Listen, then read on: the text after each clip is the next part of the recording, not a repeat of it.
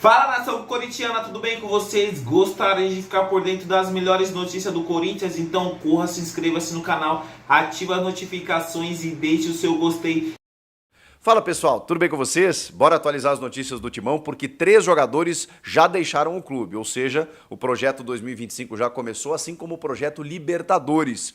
E eu vou te falar o porquê disso. Igor Coronado, afinal de contas, fica ou sai? Tem um assédio do São Paulo aí. Chega mais, eu sou o Chico Garcia, inscreva-se no canal. E vamos juntos. Agora a gente vai começar a ver chegadas e saídas, né? Jogadores que ficam, jogadores que vão embora dentro de um planejamento, né? Para o novo elenco do Corinthians a partir de 2025.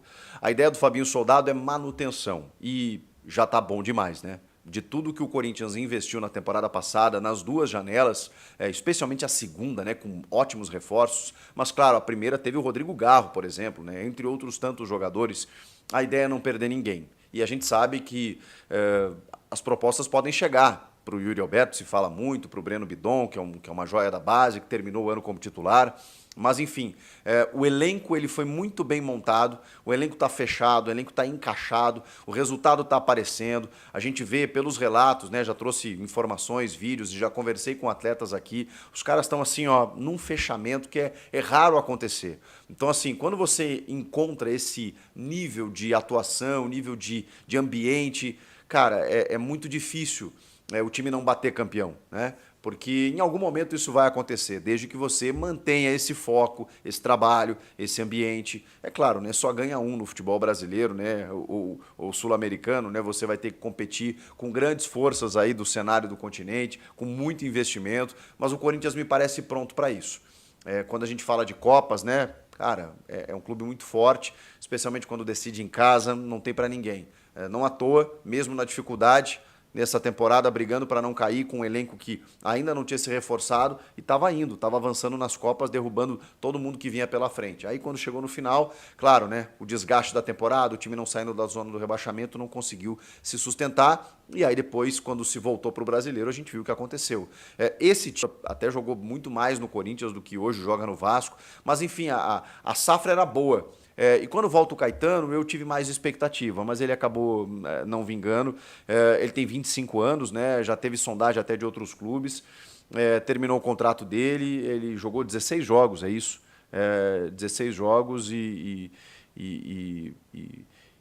enfim, e com isso acabou encerrando o seu contrato. O Juan Oliveira, que é uma pena, né? O Juan é um meia que teve muitas lesões, seguidas lesões, passou praticamente o ano inteiro de fora mais uma vez, com mais uma lesão no joelho, e não faz mais parte dos planos, né? Ele tem 24 anos e já foi liberado para procurar outro clube.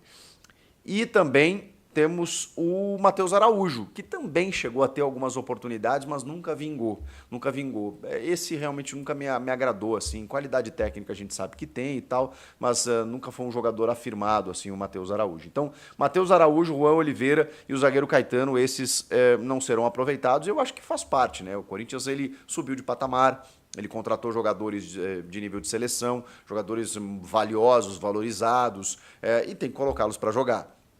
Tem uma questão aí envolvendo a base que é importante, porque o Corinthians depende da sua sustentabilidade, como todo clube, das vendas dos jogadores. E recentemente, até o Corinthians fez bons dinheiros aí, né? Recentemente com o Moscardo, o zagueiro Murilo e tudo mais.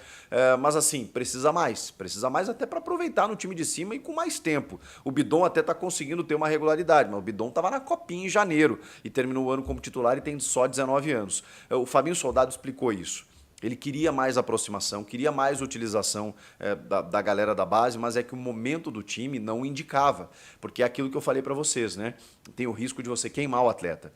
Você precisa revelar, mas se você revela na dificuldade, ok, você revela um fora da curva, ele vai lá e até resolve o teu problema. Agora, quando você tá no sufoco e começa a botar esse início do Paulista, que pode ser até com jogadores do Sub-20 e tal, ou um elenco mais reserva e tal, por quê? Porque o Corinthians já tem uma pré-Libertadores para disputar. A gente fala pré-Libertadores, mas são as fases iniciais da Libertadores antes da fase de grupos. A questão na semana que vem, dia 19 de dezembro, acontece o sorteio da pré.